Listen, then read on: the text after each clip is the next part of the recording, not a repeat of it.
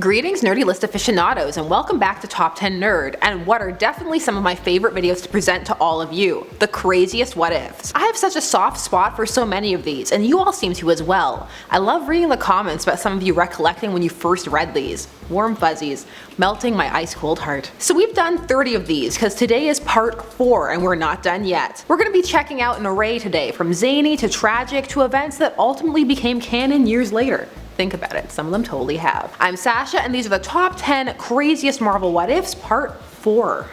Hey guys, how's it going? Hi, we have exciting news and look, we're here together in a video at the same time. We don't hate each other. No, it's like, no, it's not an alternate It's not reality. like an alternate reality at all. This is real life. We hate each other in the alternate realities. That's where that happens. Yeah. But we're here with an exciting announcement. We now have channel memberships here on Top 10 Nerd.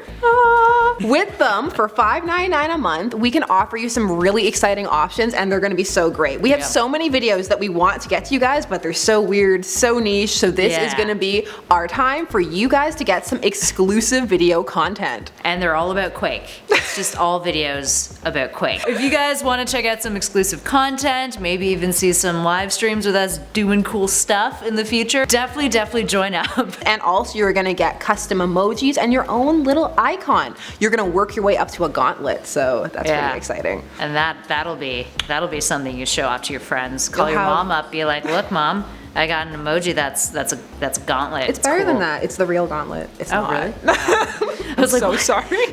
We're gonna cancel their subscriptions now. Yeah, immediately. False advertising. So if you love Top 10 Nerd and you'd love to help us produce even more content and see more stuff, well then just hit that join. And if not, well, we'll still be here for you guys here on Top 10 Nerd. Yeah. Bye. Bye.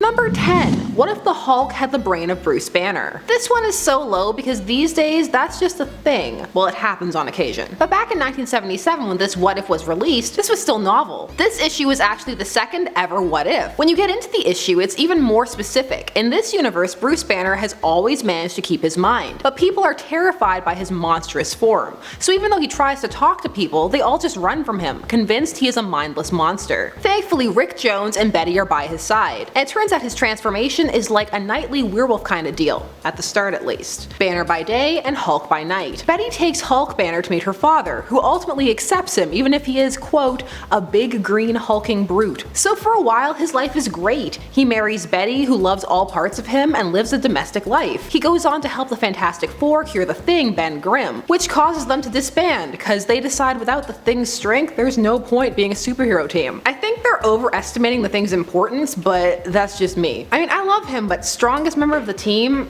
Maybe physically. I mean, you all know how I feel about Reed, but give him some credit, 1977. Come on now. So hear me out. This all ends up in Reed, Xavier, and Banner fighting Galactus and taking him down with an advanced version of Cerebro that merges them all into one person called X-Man, who defeat him with their sheer mental force, but at the cost of their powers. More happened. That was actually the Cliff Notes version. It's a really solid story, and so much more goes on than the title would have you expect. They explore this concept a lot today, but there's a real charm to this one. Number 9. What if Professor X of the X-Men had become the Juggernaut? Just take that question in. I love it. This one comes to us from 1990 and presents a very different universe. In this world, Professor X becomes the Juggernaut and is buried alive. And because of this, there are no X-Men to defeat Magneto, who is instead taken down by the Fantastic Four, which causes a wave of even more intense anti-mutant hysteria, made all the worse when Xavier digs his way out and takes over the entire country. Nay, the world. His interference causes World War III and nukes are launched, which ends up creating more mutants, which does nothing to curb Xavier's reign of terror. And because of this, he brings together his X-Men but to help secure his rule. Since this is a reversal, Kane, Charles' stepbrother, is found by Magneto, who has formed Asteroid M as a safe haven to plot. He is joined there by the main X-Men, Cyclops, Jean, Colossus, Quicksilver, and Scarlet Witch, who wish to overthrow Xavier as well. The best part of all of this though is how they take Charles down. It's the 90s, the very beginning, so things aren't quite as extreme as they're gonna get, but they still deal with this by launching Charles into space.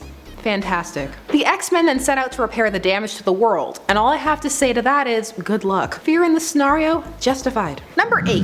What if the Invisible Girl had died in childbirth? I feel like you couldn't do this one today, not just because it's dark and depressing, but in the modern era, the edict is very much that families and children are unrelatable and scare readers. Which is a fallacy, but whatever. Let's go back to 1983, wherein Sue is pregnant with the couple's first child, the eventually to be ridiculously overpowered mutant Franklin. They're undoing that a bit in the 2018 run, and he now has black hair, but that's not important. What is that in this world, Sue dies in childbirth, which is, well, that's too real. It happens, I don't know, I find this story bold. Maybe it's because I had a kid and that was always low-key a fear in the back of my head. So Reed comes back, but not in time, because he was dealing with a nihilist, and the loss of Sue completely unhinges him, and he seeks revenge on a nihilist, killing himself and a nihilist in the process. This one is good, but rough. Also, I can totally see Reed doing this. He may neglect her, but if she left, he'd burn the world down to the ground. Number 7.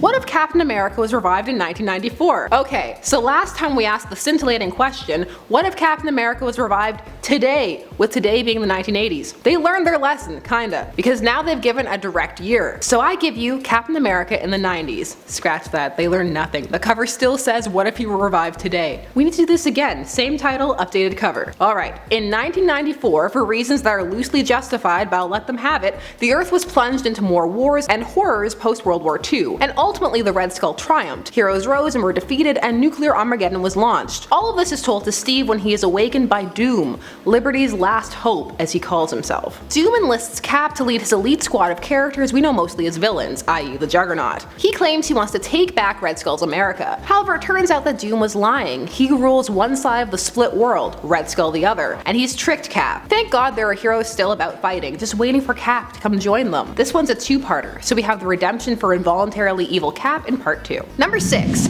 What if Gwen Stacy had lived? The death of Gwen Stacy is a pivotal moment in Spider-Man's backstory, and just a landmark moment in comics in general. Some people take issue with her dying. I personally never did. Side characters die, and anyone who says Gwen didn't have her own stuff going on, I have to question how closely they were reading Spider-Man. That was some shade, but I don't care. And honestly, I would rather have had her do nothing ever than that awful Norman Osborn baby daddy retcon they pulled. Anyways, in 1980, the world was graced with this what if. In this story, Peter not only saves Gwen, but reveals himself to her and proposes. However, it still doesn't work out for him. This is cause Norman's not done with them yet. As Goblin, he gives a tape revealing Peter's identity to J. Jonah Jameson, so it gets leaked, and Peter has to go into hiding to protect his loved ones. But at least they're alive this time. Hooray! Number 5. What if Matt Murdock had become a boxer like his father? So this one comes to us from issue 102 of the second run, which began in 1989. Here, Matt Murdock's father threw the match, just as the mobsters wanted him to, so that he could have money for Matt, who went off to college to become a lawyer, still met Elektra and was trained in combat by her. But ultimately, she goes off on her destiny, and Matt's life takes a turn. His father gets put into a coma after a fight gone wrong, and Matt takes up boxing to pay for his hospital bills.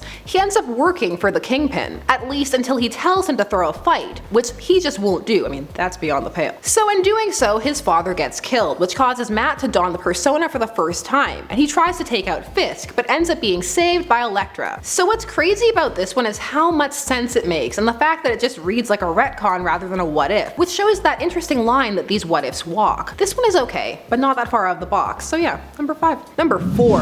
What if Green Goblin had the Infinity Gauntlet? This comes to us from the era wherein what ifs are no longer single issue questions, but rather a collection oftentimes centered around a pivotal event in the Marvel Universe. So 2015 brought us What If Infinity Dark Reign number 1. What if Green Goblin had found the Infinity Gauntlet? Cause remember, in comic continuity, any person can wield it. Doesn't even matter. The issue opens with a flashback of a young Norman cowering from his abusive father, only for his father to be transported away to witness a fully grown Norman with the gauntlet wipe out the Avengers and the other heroes and usher in his Dark Avengers. However, really this was a memory, and Norman has summoned his father forward in time to talk and show him the world he has created, with the gauntlet, a dark utopia. And he then shows him the thing he is most proud of, an Emperor Joker-esque simulation wherein Peter must relive the death of Gwen Stacy over and over and over. Upon seeing this, his father is horrified, claiming that he's a monster and he should have strangled him when he had the chance. So, Norman uses the gauntlet to make his father proud of him. However, it all rings hollow, and he ends up vaporizing his father in a fit of disgust. And because this issue follows the same time travel logic of almost every other work except Endgame, this causes him to vanish, having erased himself from existence. Number 3.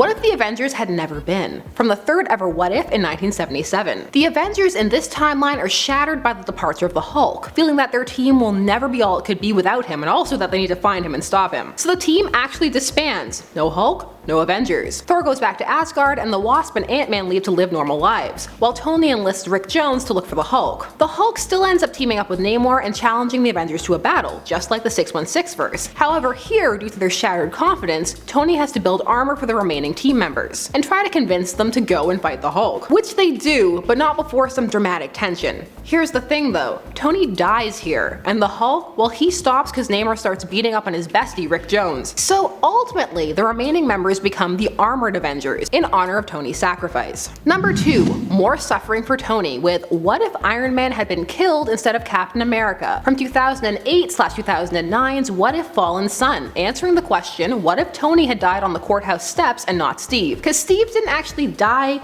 during Civil War, really, it was at the end of it. It just kind of felt like it all happened at the same time because it was winding down. It was just poor timing. Civil War is a thing. Because of all this, it made people feel really divided about it. The reason he was shot was a plot to put the Red Skull's mind into his body, so there's that. Anyway, what if after Steve is sentenced, Tony is confronted by Tom Foster, who blamed him for killing his uncle, so he kills him. This reignites support for the Superhuman Registration Act and puts heroes on opposite sides once more. Of note, Miss Marvel beats up Luke Cage for saying he wished he'd got to Tony first. You know, back when writers remembered they were friends, and he was instrumental in helping her overcome her alcoholism, but you know, retcons. With the world in turmoil, the Skrulls head over to Earth for their invasion unnoticed. And number 1, What If Volume 2 Issue 100, an issue full of madness and some silliness that has a bunch of those one-off throwaway jokes, and one is quite glorious. What if Peter Parker had been bitten by a radioactive sheep? Why then, he would be SHEEPBOY. Now for me, what I love isn't just the sheep logo in the corner, or Peter chowing down on some grass, but rather the little self-aware dig that calls it part 1 of 80 of the Sheep Clone Saga. Also, guest villain the wolf. Sometimes these jokes hit, and sometimes they don't. Also, humor is really subjective, so maybe a bunch of you thought that was really lame, which I'm sure you'll let me know down below. Thank you so much for tuning into another one of these What Ifs. I love doing them. I may try and steal Elseworlds 2 from Kelly, trade her for retcons. Although, I do love complaining about retcons. Thanks so much for watching Top 10 Nerd. Don't forget to like, share, comment, and subscribe for more nerdy videos, and we will see you all again soon here on Top 10 Nerd. Bye bye!